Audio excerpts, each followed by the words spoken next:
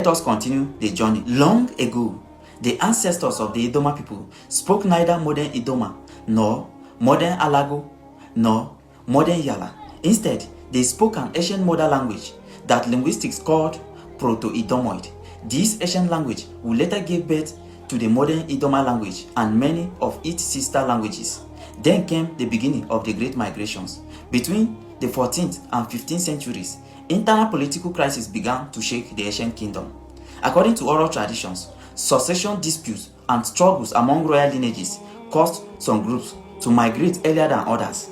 The first great wave of migration began. The ancestors of the Idoma people left their ancestral homeland and migrated northward. Today, they occupy Doma, Kiana, and Obi areas of present-day Nasarawa state. Traditionally, they are affectionately called Idoma Noku, meaning the Great Idoma.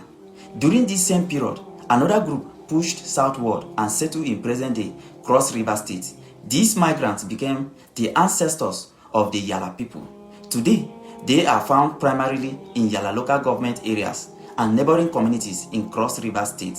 These were among the earliest descendants of the ancestral Idoma stock to establish their own kingdom and identities. Then came the second and largest migration wave.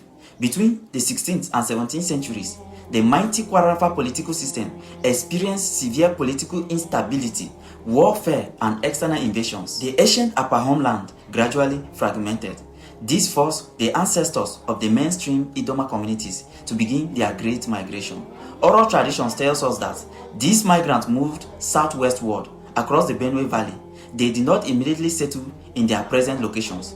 Historical tradition states that they first occupied areas around the Benue and Gongola Valley, where they interacted and competed for fertile farmlands with neighboring communities, including early Tiv populations. Over time, they moved further south and west and established the communities that today make up the cultural headquarters of the Idoma nation in Benue State. Their descendants founded settlements such as Otukpo, Adoka, Uboju, Ogleu, Edumoga, Agatu, Apa, and many other ancient Idoma communities that form modern Benue South. Otukpo eventually became the spiritual and cultural headquarters of the Idoma nation and the seat of the Ochi Idoma. But the migrations were not yet over. Between the 17th and 18th centuries, population growth, family disagreements, and the search for fertile agricultural lands caused smaller Idoma claims to migrate once again. Some moved westward toward the ancient Igala kingdom and settled in what are now Olamaboro and Ankpa local government areas of Kogi state. Others continued southward and established settlement in present-day Enugu state, particularly in Igbo North, Udenu, and Isi Uzo local government areas. They are called Ete. The Ete people of Enugu state proudly preserved their ancestral connections to the Idoma people till today. Not everyone left the ancient homeland. Some ancestral communities remained behind in what is now Taraba State. Over several centuries, they became culturally integrated with the neighboring peoples, particularly the Jukum. Today, they no longer speak any form of Idoma language and are politically and culturally integrated within the traditional institutions of the Taraba State. Now, let us talk about our identity. The Idoma people are not found only in Benue State. Our people are scattered across Nigeria under different names. In Benue State, they are known simply as Idoma. In Nasarawa State, they are known as the Alago people or Idoma Noku. In Cross River State, they are known as the Yala people. In Enugu State, they are known as the Ete people. In Kogi State, many identify through their local claims and historical borderland identities. And in Taraba State, ancestral descendants became integrated into other ethnic identities over several centuries because these communities lived alongside different neighbors for hundreds of years. Their languages changed. The Alago language evolved separately in Nasarawa State. The Yala language developed in Cross River State. The Ete people blended elements of their Idomoid heritage with neighboring Igbo influence. The border communities of Kogi State absorbed significant Igala influence. Meanwhile, the mainstream Idoma language continued to develop in Benue State. Although their languages sound different today, they all preserve traces of their ancient Proto-Idomoid heritage. Now, many people ask, do all these people still recognize the Oche Idoma? The answer is yes, but culturally, not politically.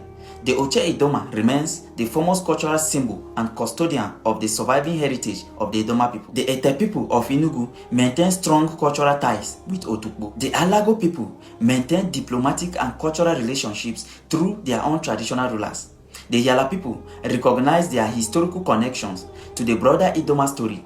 The Kogi communities preserved ancestral links through family traditions and cultural exchange. And although the Taraba descendants are fully integrated into their present identities, their ancient connections remain preserved in historical traditions. Today, Benue State remains the cultural headquarters of the Idoma nation and the seat of the Ochi Idoma.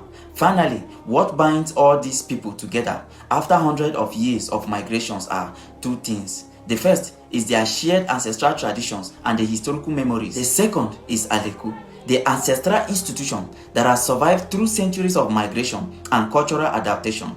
In Benue State, it is known as Aleku. Among the Yala people, it survives in local forms such as Ayeku or Aleku traditions. In Kogi State, ancestral institutions shares historical similarities with Ibegu traditions. The Ete people preserve ancestral practice that reflects their Idoma heritage.